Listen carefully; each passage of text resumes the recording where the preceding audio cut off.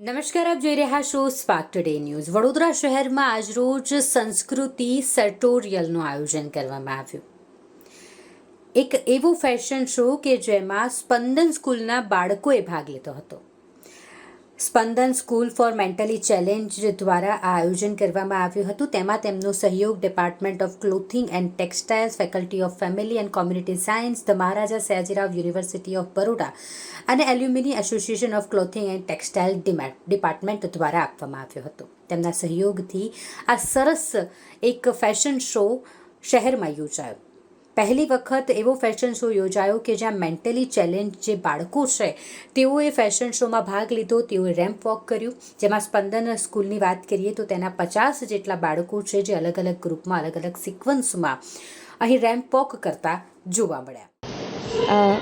આ ફેશન શોનું નામ છે સંસ્કૃતિ સાર્ટોરિયલ, એટલે કે આપણી સંસ્કૃતિ જે ધરોહરમાં ક્લોધિંગ જે છે અને ટેક્સટાઇલ્સ જે છે એ પણ આપણી ધરોહર જ છે.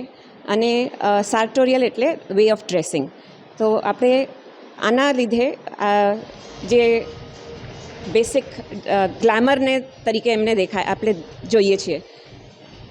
इसमें ऐसा है कि अगर हम जो मॉडल्स हैं वो हमेशा एक लंबे हाइटेड 5 से ऊंचे हाइट के पतले ऐसे मॉडल्स को हम देखते हैं. लेकिन क्योंकि हमें जागरूक करना था हमारे लोगों को कि आप मॉडल्स जो मेंटली चैलेंज स्कूल के चिल्ड्रन हैं यहाँ पे, उनके साथ हम जुड़े. भरत भाई देसाई जो प्रेसिडेंट हैं, उन्होंने हमें ये अपॉर्चुनिटी दी कि हम इसे एक चैलेंज की तरह ले और सबको ये बात बताएं कि इनके लिए भी ये प्रोफेशन की तरह इसको यूज़ ले सकेंगे. ये कितना मुश्किल है इनके साथ काम करना, इनको तैयार करना, किस तरह सा चैलेंज था आपको? क्योंकि ये मेंटली चैलेंज्ड हैं, लेकिन जिस तरह से हम फर्स्ट टाइम इधर देखने आए थे इन्हें, तो हमें ऐसे लगा था कि हम उनके लिए कुछ फंक्शनल क्लोथिंग बनाएंगे. लेकिन हमें पता चला कि स्पंदन स्कूल ने बहुत ही अच्छी ट्रेनिंग उनको दे रखी है. इतने साफ़ सफाई से वो अपना काम करते हैं, हर चीज़ बोलते हैं तो वो समझते हैं.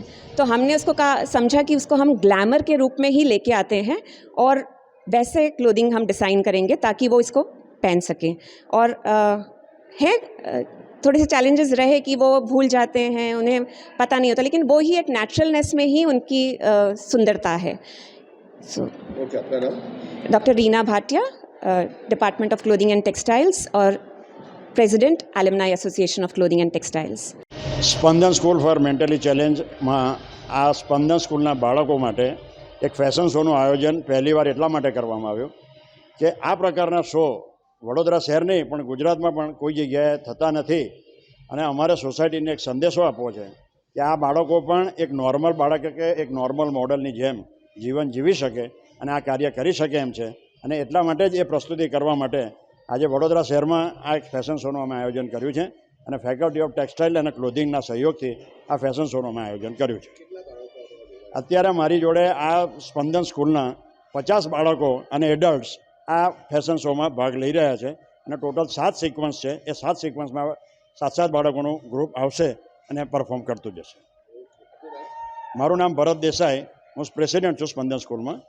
બનિયા સિટી જેસીસ એજ્યુકેશન ટ્રસ્ટ સંચાલિત સ્પંદન સ્કૂલમાં હું પ્રેસિડેન્ટ છું.